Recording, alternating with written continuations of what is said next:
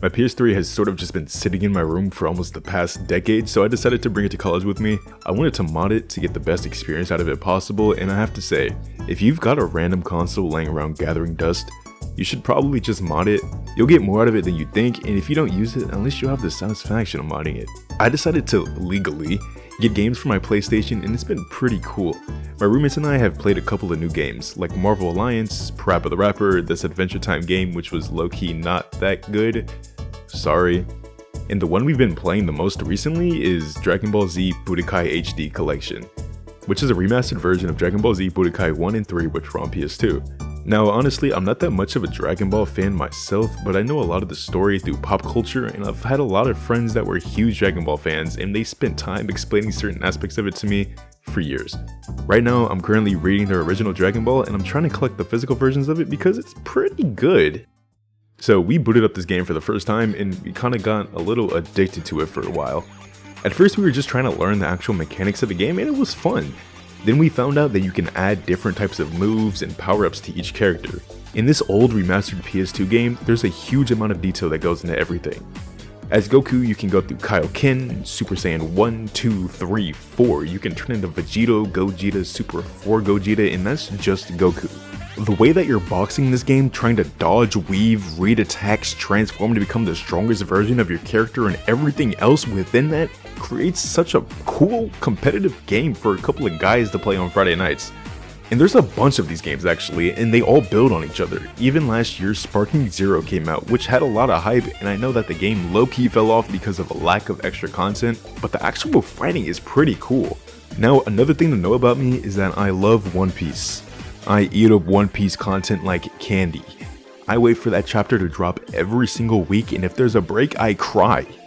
During my time catching up to One Piece, I just wanted to see what type of games they offer because I loved Naruto Ultimate Ninja Storm 4. I don't even care if you don't like Naruto as a story, that arena fighter is something different. I stumbled across a game on Steam called One Piece Burning Blood, which is what I'd say is One Piece's version of Storm 4. The game was on sale for like 11 bucks with all the DLC coming with it, so I was like, why wouldn't I buy it?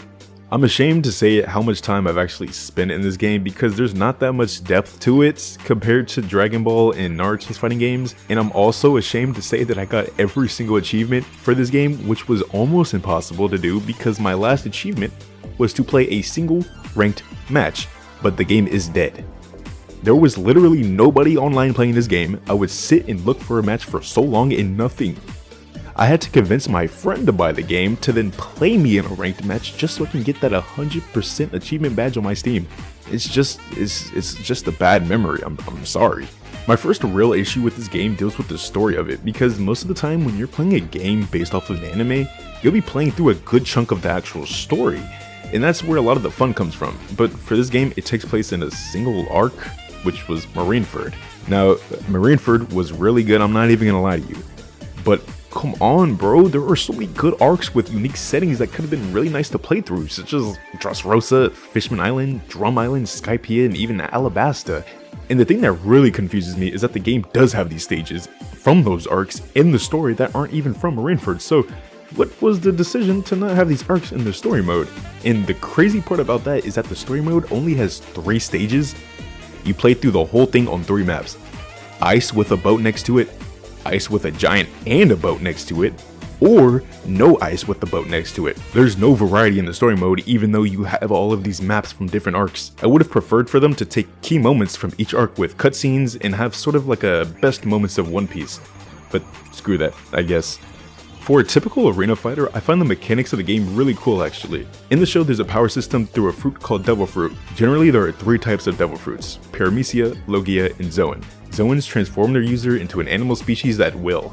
An example of this would be a guy who has the Ushi Ushi no Mi model bison, which turns him into a bison.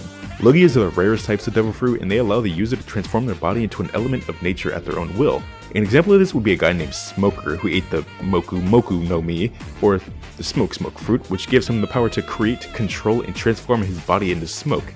Now, Paramecias are any random power. It's seen as a miscellaneous category, and characters like Buggy can split his body in pieces or rearrange them in any way that he wants to, and a character named Makita has the ability to change her weight from 1 to 10,000 kilograms, so you see how you really can't classify them into the other 2 categories.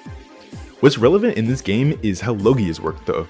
In the game, if you attack a character who has a Logia, your attack will go right through them the same way as they would in the show. So the way to combat this is to use a character that has Haki. I won't go too far into it, but basically using Haki on your moves nullifies the ability of the Logia, allowing the opportunity for the user to be hit. I think it's a cool detail, honestly.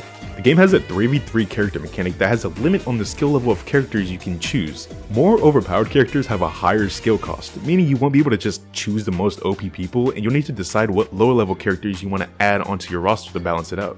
I think the game just falls short in its extra content. The battles you do outside of the story are just random 3v3 matchups on a variety of the different maps, and past that, there's nothing even worth talking about. Unlike the Dragon Ball and Naruto games, you can't even swap and change out moves and power-ups, so character customization is really limited. Generally, I think that the game has a really good starting off point for a sequel, as the mechanics are pretty fun. They could build off of them, and having a lot more extra content can make a pretty solid game, honestly. And since this game came out in 2016 and One Piece's popularity around the world is at an all-time high, it's about time for a new solid One Piece fighting game that can really be impressive. So here's that game. There's nothing. Since 2016, there have been no One Piece fighting games. In 2019, One Piece World Seeker released, which is an open world game where you go around with a quest to go fight something. You fight the thing, you get some loot, and then you do it over and over. It's cool, but not what I'm looking for.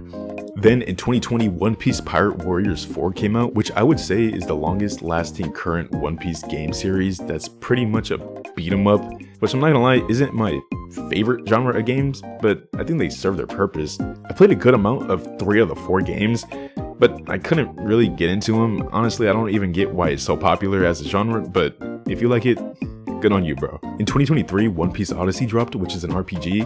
It looks graphically pretty nice, but as a publisher for games, Bandai Namco should understand that a lot of shonen anime fans are looking to fight each other, and I don't know if this serves what I'm looking for in a One Piece game, personally. And the most recent is the free-to-play mobile game uploaded onto Steam with the mobile controls still on the screenshots, so I'm not entertaining that. I've even looked back further into One Piece's game history, and it's not really worth talking about when it comes to a good quality fighting game. Some of them are pretty fun, but nothing special, honestly. The thing is, I don't even need an arena fighter. I would actually just prefer a well-polished 2D fighting game. That would be amazing. Games like Dragon Ball FighterZ and Guilty Gear both have amazing art styles and gameplay that fit that anime aesthetic. Those games are beautiful, and I just can't wrap my head around the fact that One Piece hasn't gotten a quality game like this. Why? Genuinely why? They keep pumping out these mid-mobile games, and I get why they do it. People keep spending money on them, and why make a good game when you could just make a game that makes you the most amount of bread? It's just really frustrating to see the state of One Piece in gaming when it's taking the lead in so many other areas. Bandai Namco, I'm kind of asking, I'm begging right now, please just give the One Piece brand to someone that can make us a good quality fighting game. You did it with Dragon Ball, FighterZ was so good, and guess what? Burning Blood was the perfect building block to a good arena fighter. So either make a good arena fighter, make a good 2D Dragon Ball FighterZ type of game, and the whole community would be happy. They would be happy. Just give us something. You know what? Maybe I should just create my own One Piece fighting game concept and make a video on that. But that's not a bad idea. Well, that's all I had to talk about today, honestly. It just felt like I needed to rant about this. We're just gonna have to keep waiting, and I just hope they release something good. Please.